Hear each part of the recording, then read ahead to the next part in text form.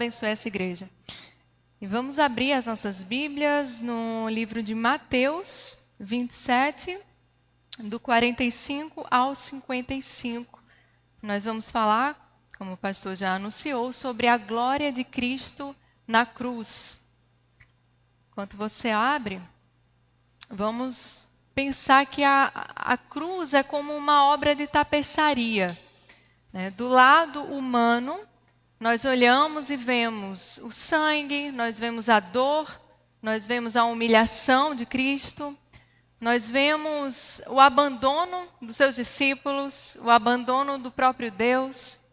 E a gente vê aquele lado avesso da tapeçaria, né? Aquelas linhas que parecem desconexas, sem beleza, sem glória, né? Mas do outro lado, né, nos propósitos eternos do nosso Deus, nós temos ali Jesus vencendo Satanás, vencendo o inferno, estabelecendo o reino de Deus, vencendo a morte de uma vez por todas. Então, nós vamos olhar nessa noite para a cruz de Cristo e ver não somente o lado avesso da tapeçaria, mas enxergar a glória de Deus na cruz, no sacrifício de Jesus. Amém? Vamos então a Mateus, capítulo 27. Leremos dos versículos 45 ao 55. E houve trevas sobre toda a terra, do meio-dia às 3 horas da tarde. Por volta das 3 horas da tarde, Jesus bradou em alta voz: Eloi, Eloi, lama sabactane, que significa: Deus meu, por que me abandonaste? Quando alguns dos que estavam ali ouviram isso, disseram: Ele está chamando Elias. Imediatamente um deles correu em busca de uma esponja, embebeu-a em vinagre, colocou-a na ponta de uma vara e deu-a a Jesus para beber. Mas os outros disseram: Deixe-no, vejamos se Elias vem salvá-lo. Depois de ter bradado novamente em alta voz, Jesus entregou o Espírito. Naquele momento, o véu do santuário rasgou-se em 2 partes, de alto a baixo. A terra tremeu e as rochas se partiram. Os sepulcros se abriram e os corpos de muitos santos que tinham morrido foram ressuscitados. E saindo dos sepulcros, depois da ressurreição de Jesus, entraram na cidade santa e apareceram a muitos. Quando o centurião e os que com ele vigiavam Jesus viram o terremoto e tudo aquilo que havia acontecido, ficaram aterrorizados e exclamaram: Verdadeiramente este era o Filho de Deus. Muitas mulheres estavam ali observando de longe. Elas haviam seguido Jesus desde a Galiléia para o servir. Esse texto faz parte dos registros de Mateus. E o Evangelho de Mateus, ele quer mostrar, né, que Jesus é o glorioso cumprimento das profecias messiânicas do Antigo Testamento. Então, Mateus quer mostrar que toda a vida, o sofrimento, a morte e a ressurreição de Jesus são parte do cumprimento, é o cumprimento da antiga aliança. Então, esse capítulo 27 deixa bem claro que na cruz nós vemos a manifestação da glória de Deus.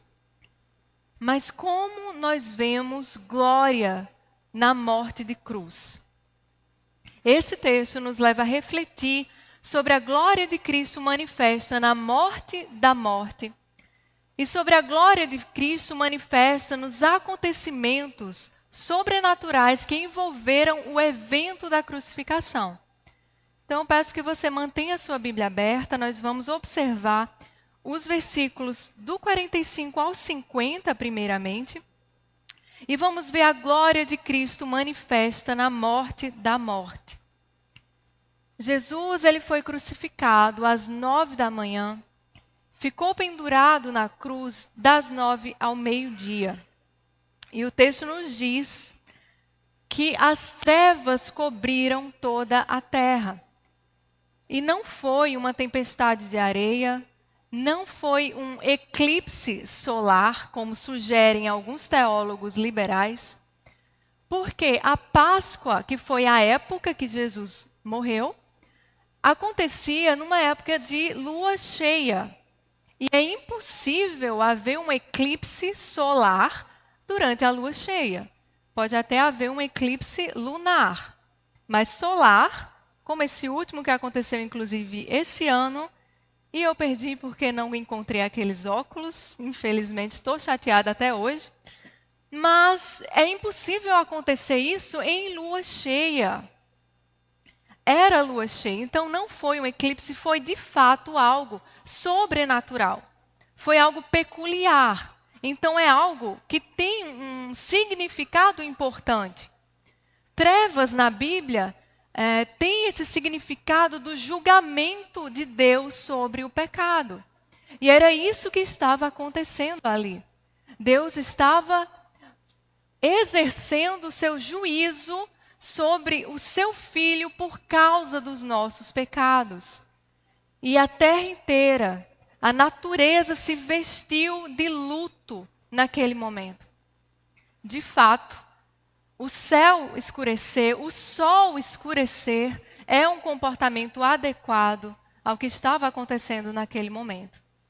A morte do Filho de Deus. E antes da primeira Páscoa, no Egito, houve 3 dias de trevas. Isso registrado lá em Êxodo. Aqui, antes do Cordeiro de Deus ser morto, houve 3 horas de escuridão. Você vê sempre esse paralelo que o evangelista faz do Antigo com o Novo Testamento.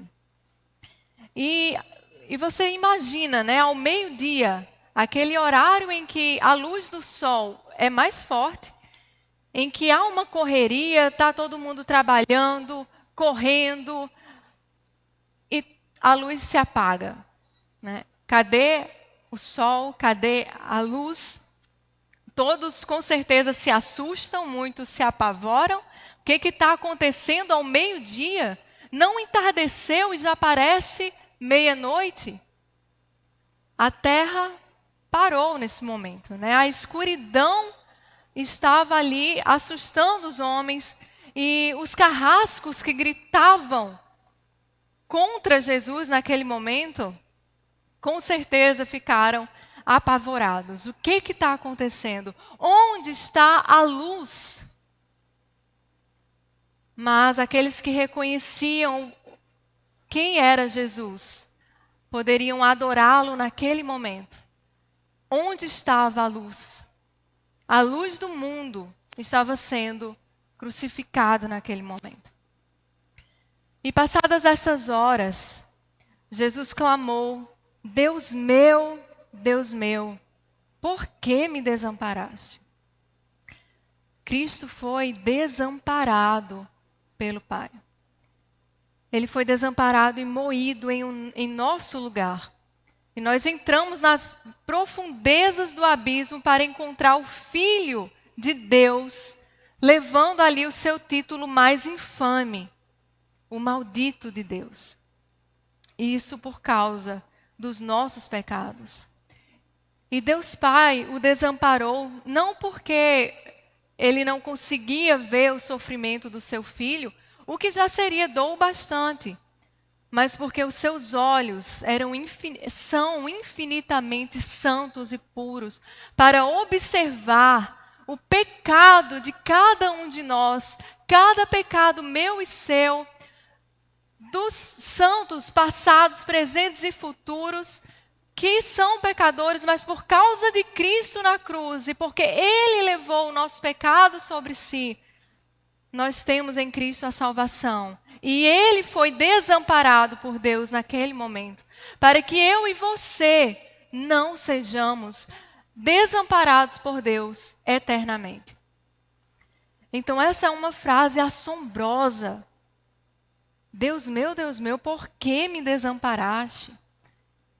Nós somos salvos, queridos, não só pelo que os homens causaram a Cristo ali na cruz, Nós costumamos assistir aos filmes que mostram a crucificação de Cristo e a gente pensa muito sobre a dor que ele sofreu, né? A asfixia, a fraqueza, o cansaço, tudo isso foi sofrimento bastante, com certeza. Mas nada se compara a ser desamparado por Deus. Tudo que Jesus sofreu nos mostra que nós temos que reconhecer que não há nada que nós enfrentemos nessa vida que Ele não tenha em si experimentado. O nosso Jesus experimentou as dores mais profundas. Ele penetrou nas profundezas da experiência humana. E mais uma vez a gente vê aqui o paralelo entre o Antigo e Novo Testamento. Você que conhece a Bíblia sabe que o salmista no Salmo 22, que é um salmo messiânico, todo esse salmo, ele se intercala aqui nesse capítulo que mostra a crucificação de Jesus. E essa frase, dita por Cristo, Deus meu, por que me desamparaste, é o primeiro verso do Salmo 22. Mais uma vez aqui, o glorioso Messias prometido no Antigo Testamento está mostrando que é o Filho de Deus, que é o cumprimento da antiga aliança na cruz. Nunca houve um só momento na história em que um Filho de Deus tenha clamado ao Senhor, tenha clamado ao Pai, e não tenha sido atendido, e não tenha uma promessa, e não tenha uma esperança a se apegar. Mas aqui nós vemos Jesus Cristo, Filho de Deus, sentindo a dor do desamparo, a dor mais profunda que poderia sentir, a dor do desprezo do próprio Deus, por causa do peso que havia sobre ele, dos nossos pecados. E no versículo 50, nós vemos que depois dele ter dado um grande clamor, ele entregou o seu espírito. E esse foi um outro grito que com certeza marcou a memória dos que estavam ali. Há esse registro nos 4 evangelhos, mas é o João que nos diz qual foi esse clamor de Jesus imediatamente antes da sua morte. Ele clamou: está consumado. Está consumado era uma frase dita por quem vencia uma batalha, por quem cumpria uma tarefa importante. Então esse não é um grito de raiva, não é um grito de tristeza, de desesperança. Pelo contrário, esse é um grito de vitória. Então a última frase que Jesus disse antes de morrer foi um grito de vitória, um grito de triunfo. Ele morreu com um grito de vitória nos lábios. Isso nos mostra que ele morreu vitorioso. E ele deixou claro ali que a sua vida não lhe era tirada. Os homens não estavam fazendo males a Jesus que ele não poderia se salvar. Ele estava entregando a sua vida nas mãos do Pai em nosso favor. E nessa morte, a morte foi derrotada de uma vez por todas. Ele a venceu. Ele venceu a morte. Donald Gray, um pastor dos Estados Unidos, perdeu a sua esposa quando a sua filha era bem pequena. E certa vez ele estava passeando de carro com ela e um caminhão passou logo ao lado do carro em que eles estavam. E a sombra desse caminhão passou por cima do carro. E aí ele perguntou à sua filha: filha, você prefere ser esmagada por um caminhão ou pela sombra dele? E é claro que a menina respondeu: pela sombra, é lógico, né? A sombra não machuca a gente nem um pouquinho. E aí o seu pai falou: sua mãe foi atingida apenas pela sombra da morte. Na verdade, ela está mais viva do que nós. Isso porque há mais de 2000 anos, o verdadeiro caminhão da morte passou por cima de Jesus. E por causa disso, tudo que nos envolve hoje é a sombra da morte. E a sombra da morte nada mais é do que a entrada para a glória do Senhor. Jesus passou pela escuridão mais profunda e vil. Ele se apegou à confiança no seu Pai, mesmo quando ele se sentiu desamparado. Assim nós podemos também, meus irmãos, reunir forças em nossos momentos de dor, nos apegando confiantemente aos propósitos eternos do nosso Pai, porque Cristo venceu o mundo e com Ele nós também somos vencedores. Jesus, o Deus encarnado, transformou aquelas trevas em luz novamente.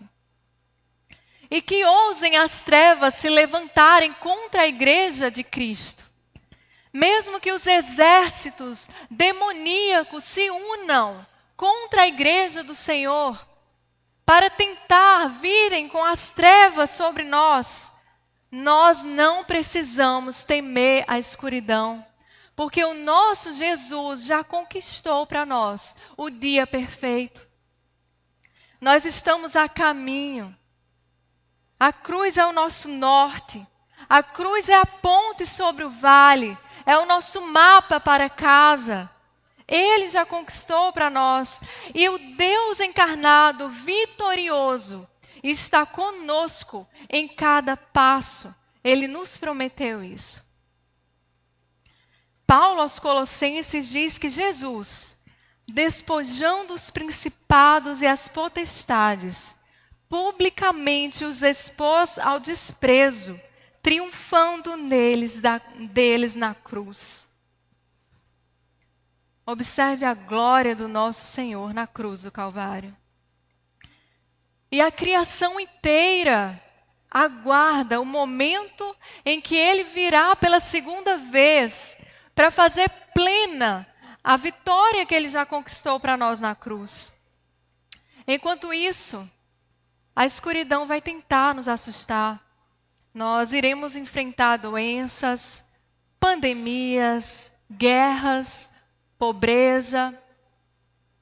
A sombra da morte nos rodeia. Mas, mesmo essa sendo a nossa realidade, e a terra gemendo, e em vão os homens procurando solução nas ideologias políticas, humanas, no dinheiro, nós sabemos que redenção somente em Cristo Jesus. Por isso a nossa esperança está na sua segunda vinda. E apesar de Jesus ter sido crucificado em fraqueza, Ele exerceu poder extraordinário quando morreu. 3 milagres ocorreram simultaneamente. O véu do templo se rasgou de alto a baixo, a terra tremeu e vários túmulos se abriram, mortos, santos ressuscitaram. Observemos agora aqui dos versículos 51 a 55, a glória de Cristo revelada nos acontecimentos que envolveram a crucificação.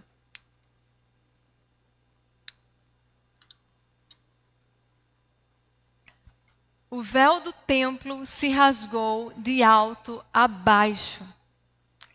Antes de Jesus tomar a forma humana, havia uma ordenança divina que era de manter distância, de Deus. Apenas o sumo sacerdote poderia entrar em um lugar específico do templo, que não era como o nosso hoje. Você sabe que haviam vários compartimentos no templo, e um deles, o santo lugar, era separado, e apenas ali o sumo sacerdote, uma vez ao ano, entrava, e não sem sacrifício, mas com sacrifício de animais, para sacrificar em prol do perdão dos pecados do povo. E aquele local era separado por um véu torcido de púrpura, né, de linho. E um historiador chamado Flávio Josefo diz que esse véu tinha 10 centímetros de espessura. E mesmo se colocasse um cavalo de um lado da ponta desse véu e um cavalo na outra ponta, a força desses cavalos não seriam suficientes para rasgar esse véu. Esse véu foi rasgado na morte de Jesus. Esse véu rasgado com a morte de Jesus simboliza, então, o fim da separação entre Deus e os homens. A vida e morte de Jesus nos revelam quem é Deus e tiram para sempre essa barreira que separava a humanidade do Criador. A partir desse acontecimento, os rituais, os sacrifícios que serviam de tipo, de sinal, que apontavam para o sacrifício do Cordeiro de Deus que tira o pecado do mundo. Esses rituais chegaram finalmente ao fim, porque o sacrifício de Cristo foi de uma vez por todas suficiente para o perdão dos nossos pecados. Então, a partir dessa hora, a limitação do sacerdócio foi rasgada junto com esse véu. Uma vez por ano, esse sacerdote se levantava-se uma pontinha desse véu, timidamente.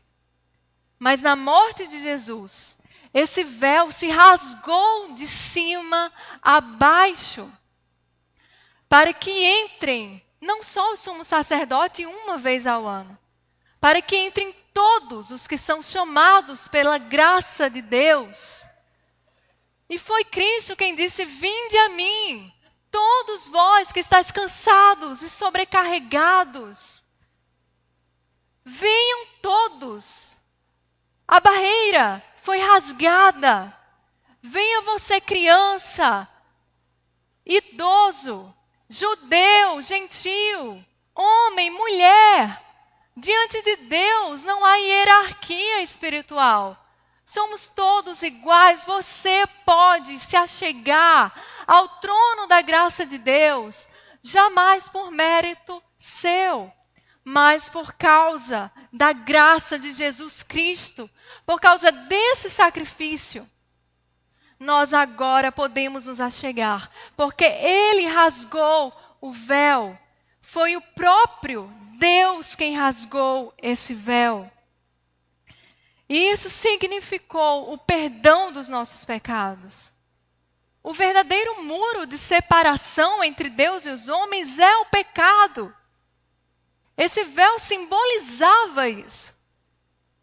Os nossos pecados nos separam de Deus, nos impedem hoje a adoração, a oração, a disciplina espiritual, e suas consequências afetam todas as esferas da nossa vida. Andarão dois juntos se não estiverem de acordo? Andará a justiça com a injustiça? Mas quando nós estávamos mortos em nossos delitos e pecados, o Senhor Jesus, o Cordeiro de Deus, nos alcançou com o seu sacrifício que tira o pecado do mundo.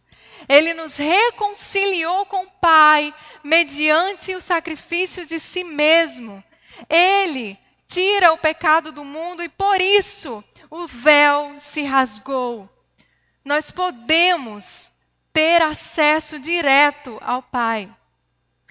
Paulo aos Colossenses também disse que, tendo cancelado o escrito de dívida que era contra nós e que constava de ordenanças, o qual nos era prejudicial, removeu-o inteiramente, encravando-o na cruz. A vida santa de Jesus nos proporcionou a justiça que nós carecíamos diante de Deus.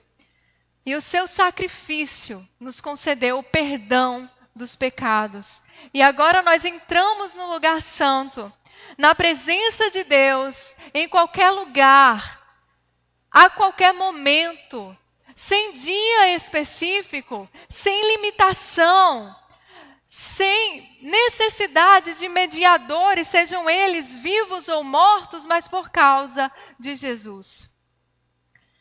No entanto, aqueles que não creem em Jesus e não aceitam o seu sacrifício, eles rejeitam o único caminho de acesso a Deus. E nós só podemos nos aproximar a Deus por causa de Jesus Cristo. Uma vez que alguém o rejeita, ele não tem Deus, ele não tem esperança. E ele vai morrer em seus pecados. Jesus disse isso em João 8:24. Se vocês não crerem que eu sou, de fato morrerão em seus pecados. Mas quanto aos cristãos, nem Satanás poderá nos separar de Deus. Ele pode até tentar nos impedir de chegarmos à presença de Deus. Mas tudo que ele vai fazer é pendurar um véu rasgado, que vai servir somente para mostrar a sua impotência. Esse véu, ele não foi dobrado para ser pendurado depois. Esse véu, ele não está somente amassado. Esse véu, ele foi rasgado de uma vez por todas. Ele não serve para mais nada. O próprio Deus o rasgou. Nós temos acesso a ele para sempre. Não há nada, nem ninguém que nos separe. Que separe o povo de Deus, que derrote o povo de Deus, que tire-nos a salvação dada pelo próprio Deus. E quando você observa aqui no versículo 51, você vê que a terra tremeu, que as rochas se partiram. Mais uma vez aqui, há um paralelo entre o Antigo e o Novo Testamento. Lembra do que aconteceu no Monte Sinai, quando Deus deu os 10 mandamentos, a lei a Moisés? A terra também estremeceu. E em paralelo aqui com a cruz, o terremoto no Calvário significa que finalmente um homem conseguiu cumprir a lei de Deus perfeitamente. Algo que jamais nós conseguiríamos. Mas Jesus, sendo Deus e homem, nos representando em sua perfeita humanidade, ele foi o único. Então isso significa que ele cumpriu a justiça de Deus e ele impôs a nós essa justiça dele. Está sobre nós a justiça de Cristo, foi imputada a nós, como se nós tivéssemos vivido a vida perfeita de santidade de Jesus Cristo. E o seu sacrifício nos concedeu o perdão dos nossos pecados, que nos separavam de Deus. No versículo 52, nós temos que abriram-se também os sepulcros. E esse símbolo significa que Jesus venceu a morte. Ao morrer e ressuscitar, Jesus destruiu o poder da morte. E o texto não diz aqui quantos santos ressuscitaram. E é bem provável que não tinha ali judeus no cemitério, porque era época de Páscoa. E eles estavam correndo o risco de se contaminar cerimonialmente se tivesse acesso ali aos mortos. Mas o que importa é o significado aqui, o símbolo desse acontecimento.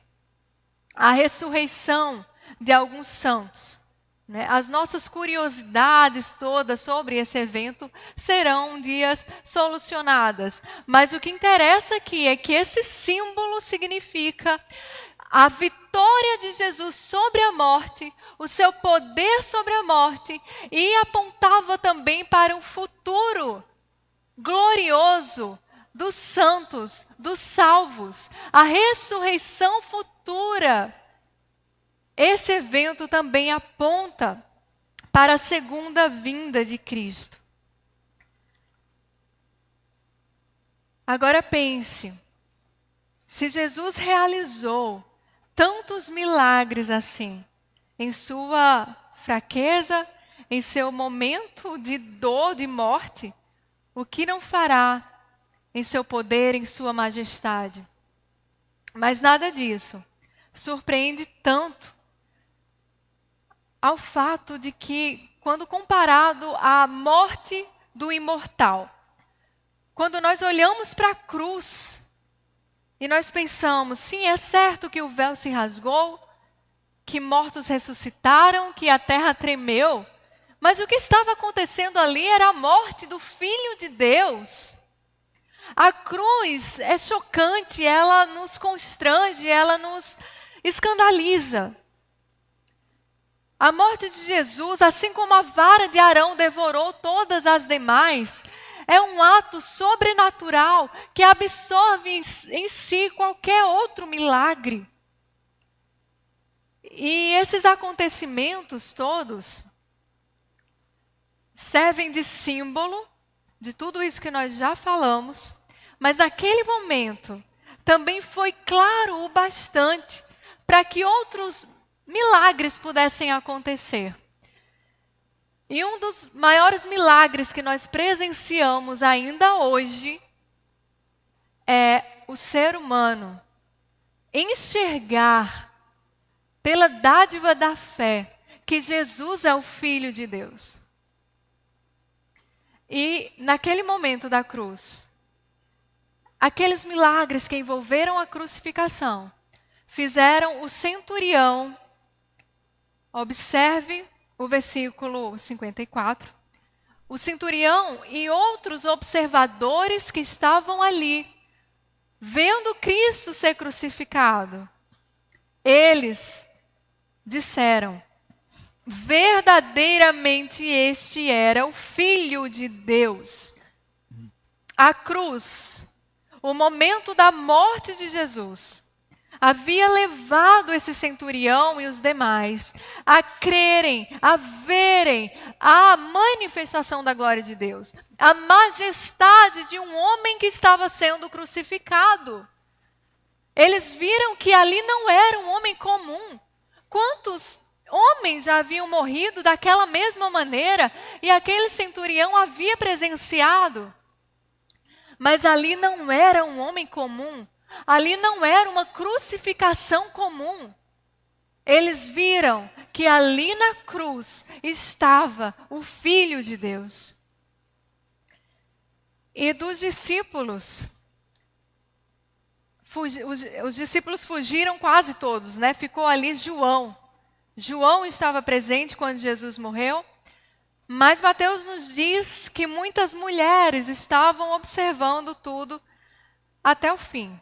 Elas eram seguidoras de Jesus, né? Mulheres que o auxiliaram em seu ministério. Os discípulos fugiram, mas essas mulheres ficaram, e alguns comentaristas dividem opiniões quanto a isso. Será que elas não tinham motivo para temer pelo fato de serem tão desvalorizadas naquela época? Ou elas estavam ali porque amavam Jesus, e o amor verdadeiro lança fora todo medo, né?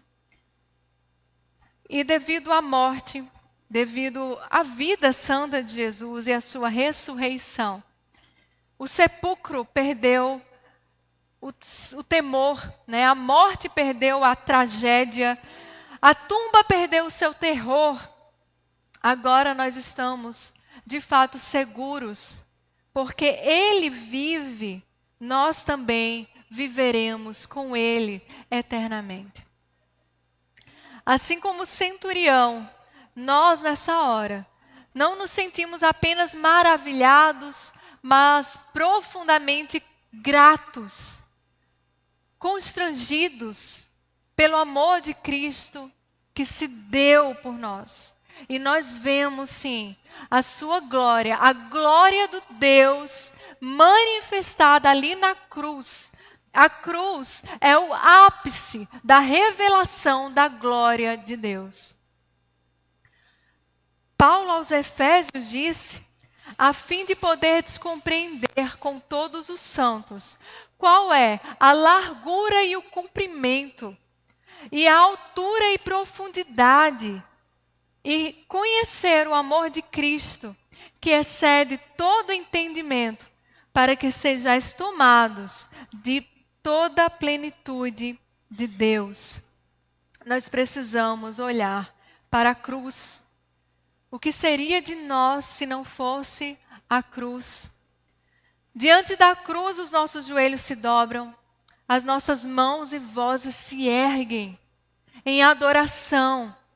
E se nos gloriamos em algo, nós nos gloriamos na cruz de Cristo. Nós nos gloriamos em enxergar essa obra de tapeçaria pelo lado correto. Nós vemos a beleza, nós vemos a glória naquele momento de terror, de dor, de cruz. Sim, eu amo a mensagem da cruz. Até morrer, eu a vou proclamar. Amém, irmãos? Vamos orar ao Senhor e cantar essa canção?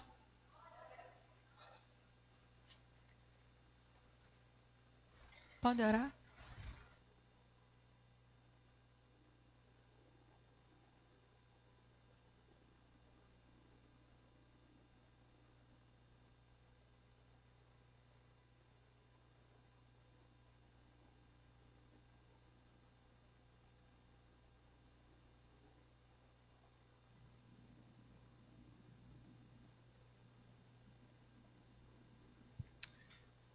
Vamos orar, meus irmãos, vamos ficar de pé?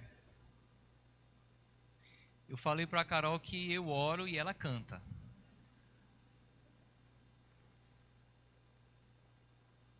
Mas vamos orar a Deus. Você já foi atraído pela glória da cruz de Cristo? Você já observou essa obra de tapeçaria extraordinária pelo lado correto? Às vezes olhamos para a cruz apenas como símbolo de algo grotesco, perverso, em que um homem sofreu na mão dos seus algozes. Mas a beleza ali,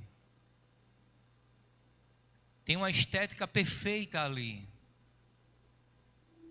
E uma beleza, meus irmãos, não maquiada, mas uma beleza revelada com graça, com amor, com misericórdia. Vamos orar ao Senhor. Querido Deus, nós te louvamos por tua graça revelada na cruz do teu Filho Jesus. Nós te louvamos porque o Senhor operou na cruz do Calvário aquilo que absolutamente ninguém tinha capacidade de fazer. Há uma mensagem por trás de tanto sofrimento. Afinal de contas, quem estava na cruz não era uma vítima qualquer. Não era um homem comum, não era um pecador como muitos apontaram. A vítima era inocente, o homem era perfeito.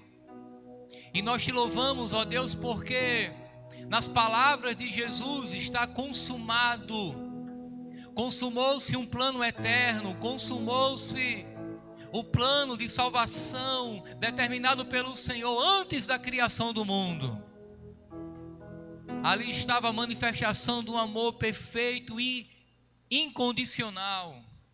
Um amor que vai além do nosso entendimento. Porque como que o Senhor poderia amar os teus próprios inimigos? Quando Jesus bradou dizendo está consumado, Ele consumou a nossa salvação. Consumou a nossa vida.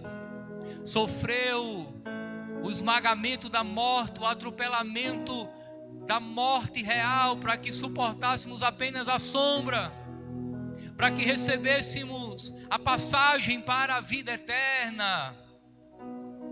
Afinal das contas, o que aconteceu na cruz foi a morte da morte na morte de Cristo. Jesus morreu, mas estava matando a morte, pois ao terceiro dia ele ressuscitou. E nós te exaltamos, Senhor, por tudo isso. Quanta glória revelada na cruz de Cristo. O Senhor desceu no profundo, nos escombros da raça humana, para nos salvar. Deixou o teu reino de poder e glória para nos salvar. Subiu na rude cruz romana para nos salvar. Sofreu a conspiração de pecadores, a ação de Satanás, para nos salvar. E nós te louvamos, Senhor. E nessa noite, em uma manifestação de louvor ao Senhor, cantaremos essa verdade.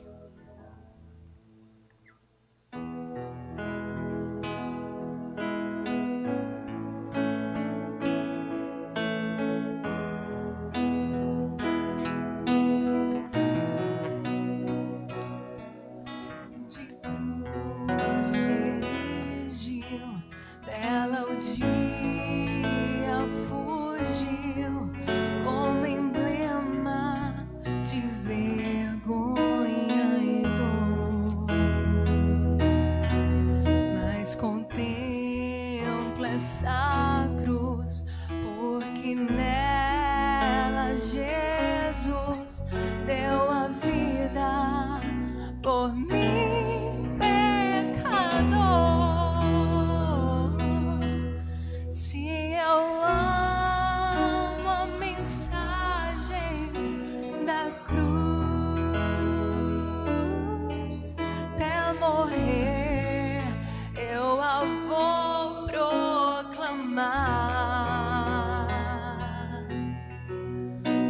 levarei eu também minha cruz,